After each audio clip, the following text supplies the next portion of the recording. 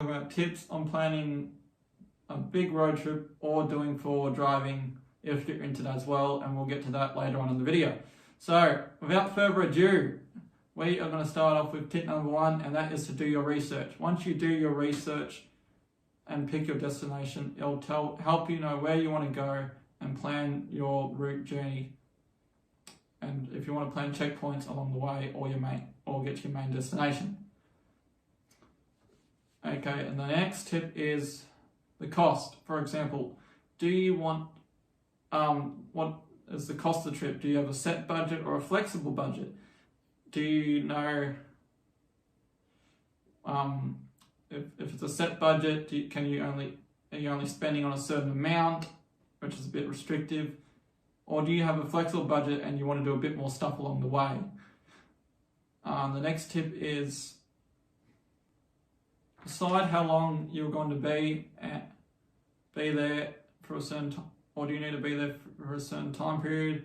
This will plan the driving part of the road trip as well, to know how many kilometers you need to drive and how many hours you need to drive to get there. Our next tip is tip number 5, is just a basic one, which is look on your Google Maps. This will help you plan which road you need to go on, or for example, HEMA map books. A big map, HEMA map books do great map books for Australia to tell you every roads within all the states, and also tells you all side attractions along the way. And our next tip is tip number 6, which is off-roading, aka forward driving. Now this tip is for those who are thinking of doing it or already have it and you want to go further on and do this. So in my experience, there's 3 types of tracks: easy, mild, and extreme. Easy tracks are just tracks where anyone can drive on. They're basically just plain old dirt roads or bitumen, for example. Mild is a bit of roads that have a corrugation on it, which is a bit more bumpier. And extreme is, for example, water crossing tracks, which you might need a bit of skill and knowledge to get through. And the next point is getting your car upgraded and ready. Now, I'm not going to get into too much technical detail because there are plenty of videos on YouTube that can help you decide on all that stuff.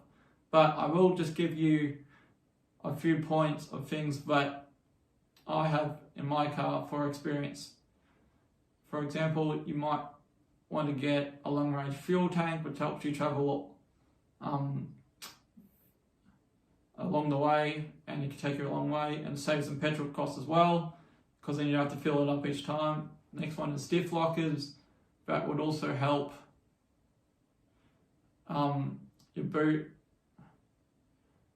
be all nice and tidy. You put all your recovery gear and other stuff you need in the drawers. So then, for example, sleeping bags and all your other camping gear, on clothing and stuff, you go on the boot and it's all nice and neat and tidy and organised. Things. And the next note is, it's just an important little note, that is, if you're travelling, make sure if you're tying anything or not, make sure to take your car to a local weighbridge so you're in the legal weight limit. And because many people have been driving off, or some people have been driving off, and they don't know what the legal weight limit is, and you get caught. If you get caught by the police, you can't take your car back, and it'll just ruin the trip because it has all your stuff, and you definitely don't want that. So our next tip is tip number 7, is do a checklist for all the stuff you need. So you go check, we got all that, and then put it all in the car, and then on the way back you check you got everything, so you haven't left anything behind, so then it also doesn't ruin your trip, and so then you're good to go. Tip number 8, this goes with everything, which is basically an overall tip, but is if you plan a date, get yourself all organised towards that date, and also motivates you to get ready. And last tip is, as I said earlier in the video, is about the videos, is watch four-wheel drive videos and travel videos, because it can help you plan your trip, all the locations, stuff you need to add to your car, roads you might want to go on, attractions you might want to see, activities you might want to do, for example. And for tip number 9 is figure out the type of activities you're going to be doing on your trip. For example, is it fishing, sightseeing, bushwalking, etc. It will help you figure out the type of help you figure out how much money you need, if you need any extra money in the budget, if you're doing any side activities along the trip.